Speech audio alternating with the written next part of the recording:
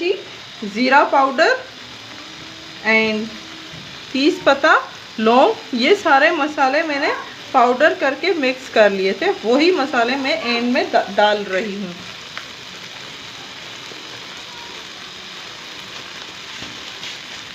हमारी आलू पालक रेडी हो चुकी है। उम्मीद है आज की रेसिपी आपको बहुत ही ज़्यादा पसंद आई होगी। प्लीज़ हमारी वीडियोस को लाइक करना मत भूलिएगा। लाइक करें, शेयर करें एंड सब्सक्राइब करें। Thank you.